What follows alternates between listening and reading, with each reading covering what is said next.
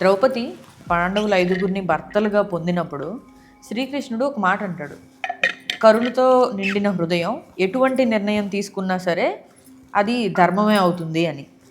మరి అదే శ్రీకృష్ణుడు అర్జునుడు నా వాళ్ళతో నేను ఎలా యుద్ధం చేయను అన్నప్పుడు అక్కడ ద్రోణుడు, భీష్ముడు లాంటి పెద్ద పెద్ద వాళ్ళు ఉన్నారు, వాళ్ళని నేను ఎలా సంహరించగలను కృష్ణ అన్నప్పుడు ఆ దయ చూపిస్తానంటే ఎందుకు ఒప్పుకోలేదు?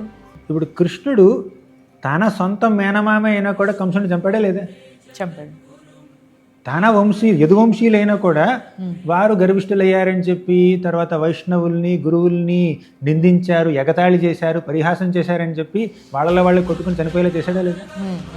ఇప్పుడు మీ కుటుంబ సభ్యులైనా, మీ తాతగారైనా, మీ ముత్తాతైనా, మీ తమ్ముళ్ళైనా, కొడుకులైనా, మనవాళ్ళైనా, ఎవరైనా కూడా, భీష్ముడైనా ధనుడైనా ఎవరైనా కూడా వాళ్ళ మీద మీకు ఎంత ప్రేమ ఉన్నా, ఎంత ఆప్యాయత ఉన్నా, ఎంత అటాచ్మెంట్ ఉన్నా కూడా వాళ్ళు అధర్మం పంచన చేరారంటే మీరు వారిని వ్యతిరేకించాలి, సంహరించాలి. ఇది కృష్ణుడి లాజిక్. మనం సెంటిమెంటల్గా ఆలోచించకూడదండి. కొన్నిసార్లు సెంటిమెంట్స్ ఉండాలి, కానీ మరి సెంటిమెంటల్ అవ్వకపోకూడదు. సెంటిమెంట్స్ ఉండడం వేరు, సెంటిమెంటల్గా మారడం వేరు. ఎమోషన్స్ ఉండడం వేరు, మరి ఎమోషనల్ అయిపోవడం వేరు. అవునా? ఎమోషన్స్కి చాలా పెద్దపీట ఉంది మన యొక్క భక్తి మార్గంలో కూడా, ఆధ్యాత్మిక మార్గంలో కూడా.